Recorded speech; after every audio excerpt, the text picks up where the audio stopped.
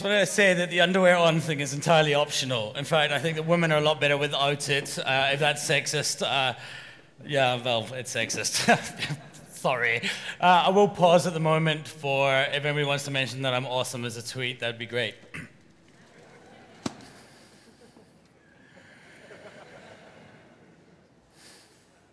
I should carry on, I'm on the clock. Right, so 3 minutes.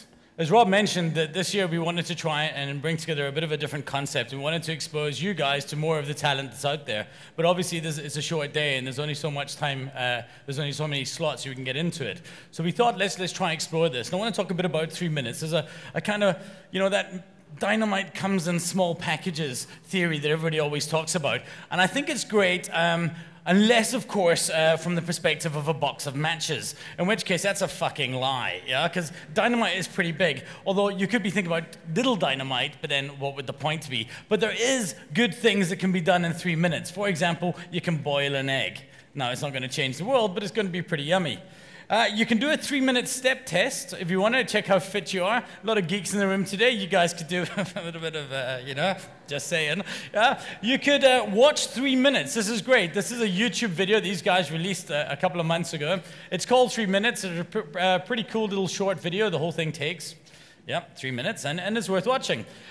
You could bang Adrian Myberg's mom twice, you know, which I think is fantastic. And look, Adrian is a great guy, you know, so it's obviously a good gene pool. So feel free, you guys go out there and you hit that, yeah? And don't feel bad if you're only doing 90 seconds. I love this, 3 minutes to a pain-free life. Yeah, so within 3 minutes, you can have an absolute pain-free life. The irony of this book is that it's 320 pages, so you better read fucking quickly, yeah? If you don't read fast, you're proper toast. And then, of course, you can do, and this is quite cool, I saw from the University of Queensland, they have a thing called the 3-minute thesis. And it's a challenge, and they go to students, and at the end of their time at the university, they have to present the core of their entire thesis in 3 minutes. And I think it's a huge challenge, because you have to take a whole bunch of information and distill it down to only the most important bits. And it's a challenge taken by all the students. It's a prize at the end of the year, and I think it's a really, really good exercise to do. And it reminds me then of the last thing I'd like to say that you could do is you could go and you could watch a 3-minute TED Talk. For those of you lucky enough to attend, there are some amazing speakers who come on there who are often not seen on the site, but they have started to put them up there. Guys who stand on the stage and present for just 3 minutes. And I've started to realize that it's the hardest talk to do. I was privileged enough to do one of these at TED Global in 2005, and it felt almost impossible to get right. It was really, really difficult. And I remember this quote by Woodrow Wilson. He said, if I'm to speak for 10 minutes, I need a week for preparation. If 15 minutes, 3 days. If half an hour, 2 days. But if an hour, hey, I'm ready now.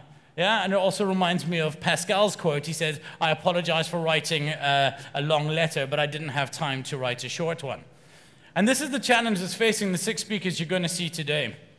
These are 6 guys who've had to take an entire concept and distill it down to just the essence of the message. So I want you to understand how difficult it really is. I'm coming back later and I'm doing a talk for 15 minutes. And I realized, just trying to get it down to that, what a challenge it was. And it made me understand again the pain that we're putting these guys through. So I want you to show them a big cheer and appreciation, especially because the guy who gets the biggest cheer, the most tweets, and the most votes from the panel of judges, of which I'm not one, will be invited to do a full 20-minute slot next year at Net Profit. So I think it's a pretty awesome thing. Guys, the burden of brevity at any forum, at any time where you're standing speaking or writing, should always be on the writer or the speaker. For every extra minute that I speak today, I'm asking for 700 minutes of attention.